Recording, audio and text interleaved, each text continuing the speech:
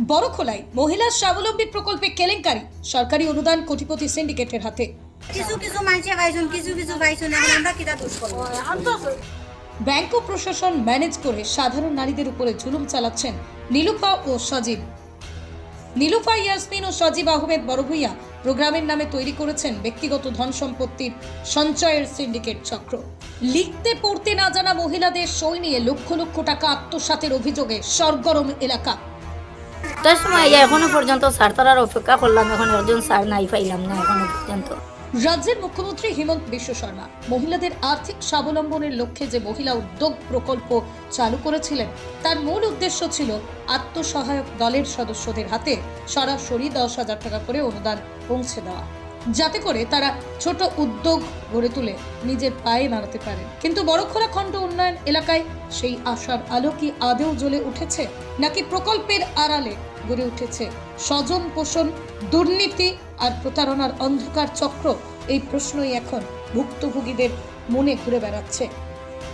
স্থানীয় সূত্র ভুক্তভোগীদের অভিযোগ অনুযায়ী বড়খোলা খণ্ড উন্নয়নের অধিনায়ক নীলুফা ইয়াসমিন বড়ভূঁইয়া এবং তার স্বামী সজীব আহমেদ বড়ভূঁইয়া এর বিরুদ্ধে সরকারি অনুদান হাতিয়ে লক্ষ লক্ষ টাকা আত্মসাতের অভিযোগ উঠেছে। অভিযোগের কেন্দ্রে রয়েছে প্রকল্পের উপভোক্তা নির্বাচন, নথিপত্র প্রক্রিয়াকরণ, অর্থ বন্টনের প্রতিটা ধাপ। সবচেয়ে উদ্বেগজনক দিক হলো গ্রামের কৃষক, শ্রমিক, দিনমজুর পরিবারের বহু মহিলা তারা লিখতে পড়তে অক্ষম। অভিযোগ, সেই সুযোগকে কাজে লাগিয়ে তাদের কাছ থেকে প্রকৃত তথ্য না জানিয়ে বিভিন্ন কাগজপত্রে জোরপূর্বক স্বাক্ষর বা আঙুলের ছাপ নেওয়া হয়েছে। অনেক ক্ষেত্রেই কোনো কাগজে কিসের জন্য স্বাক্ষর তা না বুঝেই তাদের সই করতে বাধ্য করা হয়েছে বলেই দাবি। ফলত প্রকল্পের অর্থ কোথায় গেল, কার অ্যাকাউন্টে ঢুকলো, এ নিয়ে উপভোক্তারা আজও অন্ধকারে। আরও অভিযোগ উঠেছে প্রকল্পের অর্থ ও সুযোগ কলকবজা করে বহু যোগ্য মহিলাকে ইচ্ছাকৃতভাবে বঞ্চিত করা হয়েছে। প্রকৃত উপভোক্তাদের নাম বাদ দিয়ে প্রভাবশালী মহল ঘেঁষা ব্যক্তি বা পরিচিতদের তালিকাভুক্ত করার অভিযোগও সামনে এসেছে। এতেই একদিকে যেমন প্রকল্পের সামাজিক লক্ষ্য ব্যাহত হয়েছে, তেমনি গরিব পরিবারের মহিলাদের মধ্যে সৃষ্টি হয়েছে চরম হতাশা এবং ক্ষোভ। স্থানীয়দের বক্তব্য, সরকার যদি সত্যিই মহিলা স্বাবলম্বনের কথা ভাবে, তবে মাঠ পর্যায়ে এমন অনিয়ম কিভাবে চলতে পারে? প্রশ্ন উঠছে, প্রশাসনিক নজরদারি কোথায় ছিল? প্রকল্পের অডিট, উপভোক্তা যাচাই, অর্থ বন্টনের স্বচ্ছতা নিশ্চিত করার দায়িত্ব কার? স্থানীয়রা ক্ষোভ ব্যক্ত করে বলেন, এই ধরনের অভিযোগ শুধু একটা প্রকল্পের বিশ্বাসযোগ্যতায় নষ্ট করে না, বরং ভবিষ্যতে প্রান্তিক মানুষের মধ্যে সরকারি উদ্যোগের প্রতি আস্থার ভিত নড়বড়ে করে দেয়।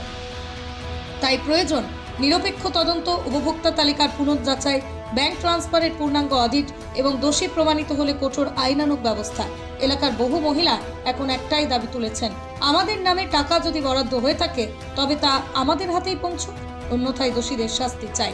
মহিলা স্বাবলম্বনের মতো সংবেদনশীল প্রকল্পে যদি সত্যিই দুর্নীতির ছায়া পড়ে থাকে, তবে তা শুধু প্রশাসনিক ব্যর্থতা নয়, এটা সমাজের সবচেয়ে দুর্বল শ্রেণীর মানুষদের জন্য বিশ্বাসঘাতকতা।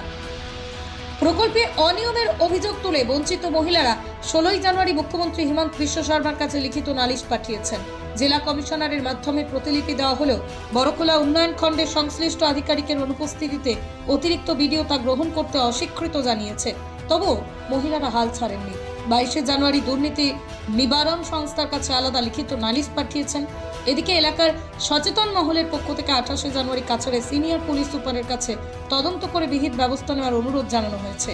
নীলুফা ইয়াসমিন ও সজীব আহমেদের সিন্ডিকেটের মাধ্যমে কোটি টাকার অনুদান আত্মসাৎ করার অভিযোগের সঙ্গে রয়েছেন বড়খোলা উন্নয়ন খণ্ডের প্রোগ্রাম ম্যানেজার এবং আসাম গ্রামীণ বিকাশ ব্যাংকের কিছু শাখা কর্মী। অভিযোগ অনুযায়ী নীলুফা ব্যাংক কর্তৃপক্ষকে ম্যানেজ করে মহিলাদের নামে লোন নিয়ে ব্যক্তিগত মুনাফা করেছেন। যারা অভিযোগ দায়ের করেছেন তাদের বাড়িতে ডেকে ভয়ভীতি প্রদর্শন করে নীলুফা ও সজীব। এক সূত্র জানায়, নীলুফা ইয়াসমিন বড়ভূঁইয়ার দুটো অ্যাকাউন্ট রয়েছে এবং তার পেন কার্ড, ভোটার আইডি, আধার কার্ডে নাম মেলেনি, যা স্পষ্টভাবে আইন ভঙ্গের ইঙ্গিত দেয়। মুখ্যমন্ত্রীর সভায় উপস্থিত হতে না পারা মহিলাদের কাছ থেকে 1000 টাকা আদায় করা হয়েছে মেডিকেল সার্টিফিকেটের জালিয়াতির নামে। সাধারণ পরিবার থেকেই অর্থ নেওয়া হয়েছে যেন প্রকল্পের মূল উদ্দেশ্য নারীর স্বাবলম্বিতা পূর্ণতায় ব্যাহত হয়। ভারত সরকারের গ্রামীণ উদ্যোগ, ভিলেজ অর্গানাইজেশন, ক্লাস্টার অফ ফেডারেশনের মাধ্যমে মহিলাদের স্বল্প সুদে ব্যবসা বা প্রকল্পের সুযোগ দেওয়া হয়, কিন্তু বড়খোলা খণ্ডের বহু আত্মসহায়ক দলের মহিলা এই সুবিধা থেকে সম্পূর্ণ বঞ্চিত, যা প্রকল্পের মূল লক্ষ্যকে প্রশ্নের মুখে ফেলে। প্রকল্পের নাম ও সরকারি অর্থের আড়ালে গড়ে ওঠা এই সিন্ডিকেটের চক্র প্রমাণ করছে সরকারি তহবিল কতটা স্বচ্ছ ও নির্দিষ্ট উদ্দেশ্যে পৌঁছেছে তা নিয়ে গুরুতর প্রশ্ন উঠছে।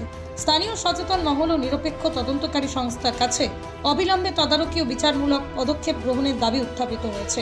মহিলা স্বাবলম্বী প্রকল্পের উদ্দেশ্য ছিল অর্থ ও ক্ষমতা দিয়ে গ্রামীণ মহিলাদের উন্নয়ন নিশ্চিত করা, কিন্তু বড়খোলা খণ্ডে বাস্তবতা প্রমাণ করছে সরকারি অর্থের ব্যবহার হয়ে উঠেছে ব্যক্তি ও স্বজন পোষণের হাতিয়ার। কোটি টাকার অনুদান অনন্ত প্রশ্নের ছায়ায়, যেখানে প্রকল্পের সুবিধা থেকে বঞ্চিত সাধারণ মহিলারা আজও নীরব, অবহেলিত।